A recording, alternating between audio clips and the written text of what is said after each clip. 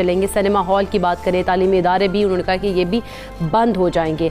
अब जो सख्तियाँ हम देख रहे हैं कि वो बढ़ती जा रही हैं सिंध में भी, खास तौर पर जिस तरह से सूरत में सबसे ज़्यादा केसेस हैं इस वक्त। एक बार फिर से सिंध में केसेस सबसे ज़्यादा हो रहे हैं, और वैसे भी और डेल्टा वेरिएंट के भी। और पार्लिमानी सेक्रेटरी बराए health doctor Naushin Hamid sir साथ मौजूद हैं। डॉक्टर साहिबा अस्सलाम वालेकुम, गुड मॉर्निंग। डॉक्टर साहब, अब जो हम हालात देख रहे हैं, ये तो कहा जा सकता है कि अब चौथी लहर का आगाज़ हो गया है। जुलाई के एंड का कहा जा रहा था कि सूरत हाल बहुत ख़राब होगी, हम मिड में ही देख रहे हैं कि सूरत हाल बहुत ख़राब होती जा रही है। ईद पर क्या ये एक्सपेक्ट किया जाए कि गुज़श्ता ईद जैसा लॉकडाउन हो सकता है? देखिए जी, मैं ये समझती हूँ कि ऑप्शंस तो सारी टेबल के ऊपर होती हैं और सारी अंडर कंसिडरेशन भी होती हैं, पर फिलहाल ये कि टोटल लॉकडाउन का अभी कोई अनाउंसमेंट नहीं हुई या कोई फैसला नहीं हुआ है। मगर जाहिर है कि जो SOPs हैं उनकी स्ट्रिक्ट इम्प्लीमेंटेशन के ऊपर इस वक्त बहुत ज़्यादा फोकस किया जा रहा है, और जो हॉटस्पॉट्स हैं जहाँ पर हमें जिन एरियाज़ में कोरोना केसेस का ज़्यादा रिपोर्टिंग हो रही है, वहाँ पे फ़ौज से भी मदद मांगी गई है कि वो वहाँ पर इम्प्लीमेंट में हमारी हेल्प करें। उसके अलावा आपने देखा होगा कि लोकल इंतज़ामिया जो है वो अब मुतहरिक है, और तमाम पब्लिक प्लेसेस, बिकॉज इसके फैलाव का सबब जो होता है वो पब्लिक गैदरिंग्स और पब्लिक प्लेसेस ही होता है, तो वहाँ पर अब बिल्कुल मॉनिटरिंग हो रही है, छापे पड़ रहे हैं। मार्केट्स को, शॉप्स को भी सील किया जा रहा है, रेस्टोरेंट्स को भी सील किया जा रहा है, पब्लिक प्लेसेस के ऊपर भी बहुत विजिलेंटली देखा जा रहा है कि हम लोगों की सोशल डिस्टेंसिंग वगैरह और ज़्यादा इज्तिमा ना हो।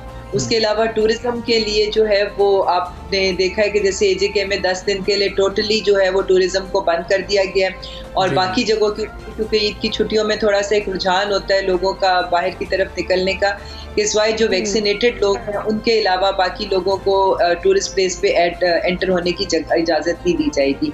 तो इस तरह कोशिश की जाती है कि पब्लिक प्लेसेस के ऊपर जो है वो मॉनिटरिंग सख्त की जाए, क्योंकि वही बेसिकली फैलाव का सबब बनते हैं। सही है। अच्छा डॉक्टर साहब, जैसा ईद उल अज़हा करीब है तो हम देखते हैं कि मवेशी मंडियों में भी रश बढ़ गया। ऐसे में SOPs पर अमल दरामद के लिए क्या सूबाई हुकूमतों को खुसूसी इक़दाम भी जारी किए गए हैं? और इस हवाले से अगर फील्ड रिपोर्ट की बात करें तो वो क्या कहती है? क्या मंडियों में अमल दरामद हो रहा है, मॉनिटरिंग कर रहे हैं कि वहाँ पर SOPs पर अमल दरामद किया जा रहा हो? देखिए, सबसे पहले तो ये हदायत दी गई थी कि इस दफ़ा मंडियाँ जो है वो शहर से बाहर लगाई जाए, और जाहिर है उससे फ़र्क पड़ जाता है। रश में बाहर होते हैं तो सिर्फ जिनको ज़रूरत होती है वो लोग ही वहाँ पर जाते हैं, और कम तादाद में जाते हैं सिर्फ जो उनको वाकई खरीदारी करनी होती है। तो एक उससे मेरा ख्याल है थोड़ा सा फ़र्क पड़ा कि उस तरह जो शहर के अंदर लगती थी और उसमें जो बेजा रश होता था वो अवॉइड किया गया है। उसके अलावा मवेशी मंडियों के अंदर रैंडम टेस्टिंग भी की जा रही है, वहाँ पर हमारी टीम्स मौजूद है और वो रैंडमली जो है वो लोगों के टेस्ट ले रही हैं, ये देखने के लिए कि पर कोई कोरोना का एविडेंस तो नहीं मिलता। तो वो अभी तक हमारे अक्सर जो जगह है वो पर नेगेटिव आया है कि वहाँ से हमें कोई टेस्ट पॉजिटिव नहीं मिला है। उसके अलावा जो SOPs हैं कि मास्क का इस्तेमाल है वो उसके लिए लोकल इंतज़ामिया वहाँ पे मॉनिटरिंग कर रही है।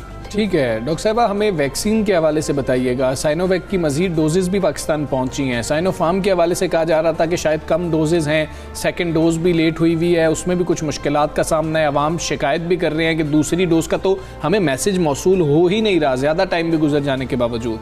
आप तक क्या अभी तक इत्तलात हैं? NCOC इस पर क्या कर रहा है?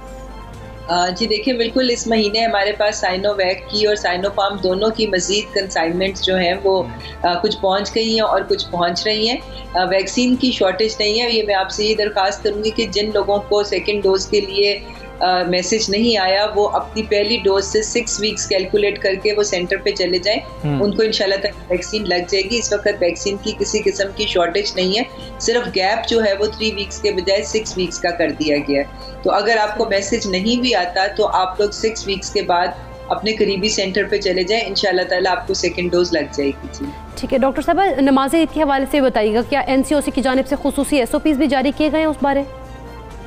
जी देखिए, पिछली भी, अब तो ये मैं समझती हूँ हमारी तीसरी ईद है जो हम कोविड के साथ करेंगे, तो SOPs तो इसके बिल्कुल इशू हुए हुए हैं कि किस तरीके से हमने अपने घर से अपने जानमाज लेके जाने हैं, खुली जगह पे ईद के इज्तिमात होने हैं और डिस्टेंसिंग आपस में रखनी है, एक साथ में मतलब एक जगह छोड़ के वो खड़ा। तो ये तमाम SOPs पिछली 2 ईदों से मेरा ख्याल है अब तो हमारी लोगों को थोड़ी सी प्रैक्टिस भी हो गई होगी। तो और मास्क का इस्तेमाल, तो बस ये दरख्वास्त लोगों से है कि वो जिम्मेदारी का सबूत दें और एक जिम्मेदार शहरी बने। और जो हुकूमत ने इस वक्त SOPs दी, क्योंकि इस वक्त सिचुएशन वाकई ही ख़राबी की तरफ जा रही है, जिस तरह तेज़ी से केसेस बढ़ रहे हैं और इसमें हमें ज़्यादा 50% से ज़्यादा एविडेंस जो है वो हमें डेल्टा वेरिएंट का मिल रहा है इन केसेस में।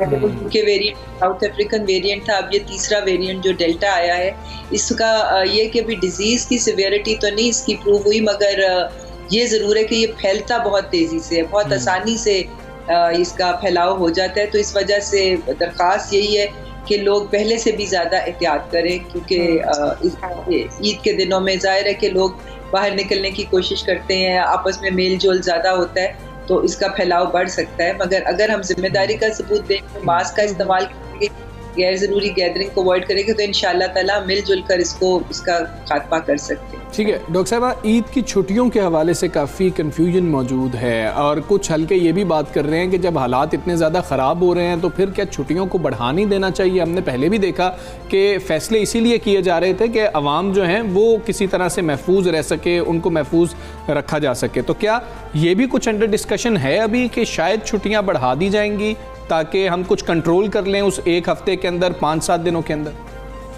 जी बिल्कुल, छुट्टियां बढ़ाने की कंसिडरेशन है। 3 छुट्टियां तो अनाउंस हो गई हैं। फ्राइडे की छुट्टी के लिए अभी प्रपोजल जो है वो दे दिया गया है और इंशाल्लाह ताला एक आध दिन में मैं समझती हूँ कि उसके बारे में कुछ हो जाएगा। फ्राइडे की छुट्टी का प्रपोजल है जी बिल्कुल, और प्राइम मिनिस्टर साहब इस वक्त मुल्क से बाहर है, वो इंशाल्लाह ताला आज वापस आ जाएंगे तो इसके ऊपर कोई फैसला हो जाएगा। बिल्कुल ठीक है डॉक्टर साहब, बड़ी अच्छी बात है कि आपने ये बात हमें बताई, क्योंकि लोग ये क्वेश्चन कर रहे थे। लेकिन सेकंड डोज वालों की जो प्रॉब्लम है, वो कुछ लोग तो वो हैं कि जो दूसरी डोज लगवाने के लिए आए ही नहीं। आपसे 12 हमारी इस पर गुफ्तगू भी हुई है। क्या ऐसे लोगों को अब ट्रेस किया जा रहा है कि उनको खुद से कहा जाए, अब वो खुद से आने नहीं लगे हैं कि जी क्या आके लगवा लेंगे, अब उनको जाके शायद लाना पड़ेगा या जाकर उनको लगानी पड़ेगी वैक्सीन? उसके लिए क्या किया जा रहा है? जी, एक तादाद बिल्कुल आपकी बात दुरुस्त है, ऐसी है कि जो सेकंड डोज के लिए नहीं आए हैं, उसमें कुछ लोग तो शायद इस गलतफहमी में रह गए कि हमें एक इंजेक्शन लग गया तो शायद हमारा यही वो था, और कुछ लोग शायद वॉलंटरीली जो है कुछ प्रोपेगेंडा की वजह से या कुछ उसकी वजह से नहीं आए। उनका डाटा बिल्कुल हमारे पास मौजूद है, जो पार्शियल वैक्सीनेटेड लोग हैं, और उनको बार बार मैसेजेस किए जा रहे हैं, रिपीटेड मैसेजेस उनको जा रहे हैं।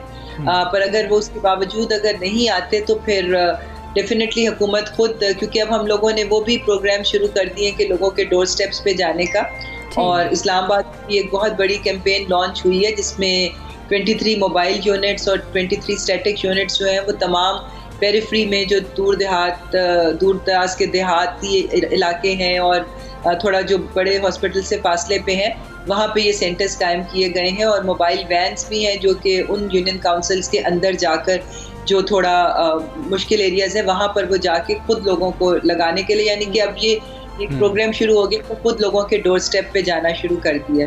तो इंशाल्लाह ताला हुकूमत की पूरी कोशिश है कि हम जल्द से जल्द अपना वो टारगेट जो 7 करोड़ लोगों का है by the end of this year को अचीव करें। बिल्कुल ठीक है डॉक्टर साहबा, बहुत शुक्रिया आपका। सुबह सवेरे पाकिस्तान आप बात कर रही थी, और जिस तरह से डॉक्टर साहबा ने बताया कि इस वक्त शॉर्टेज तो बिल्कुल नहीं है, और वो लोग जिन लोगों को मैसेज नहीं आ रहा सेकंड डोज के लिए, तो उसका दौरानिया 3 हफ्ते जो कि साइनोफार्म का था और 4 हफ्ते जो कि साइनोवैक का था। कैंसिनो अगर आपने लगवाई है उसकी तो सिंगल डोज थी, आपने फिर नहीं जाना है।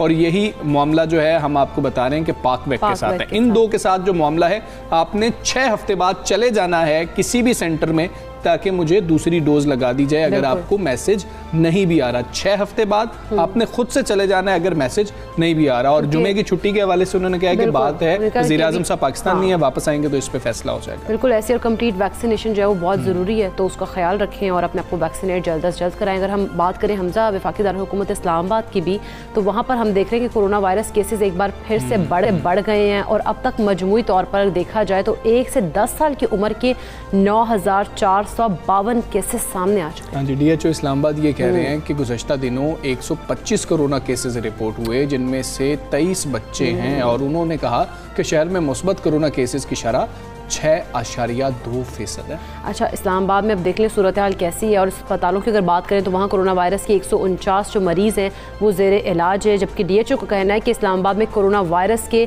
फ़ाल केसेस की तादाद 1661 है। हाँ जी, और पहले हमें पता है कि DC इस्लामाबाद ने ये कुछ अर्सा पहले ट्वीट भी किया था कि इस्लामाबाद में अब सूरत हाल खासी बेहतर है, लेकिन अब सूरत हाल ख़राब होती जा रही है, हमें एहतियात बरतने की बिल्कुल ऐसी हमें एहतियात बरतने की ज़रूरत है। इसी हवाले से हम बात कर लेते हैं। सरबरा DC Islamabad task force Ayub Ahmed साहब हमारे साथ मौजूद हैं।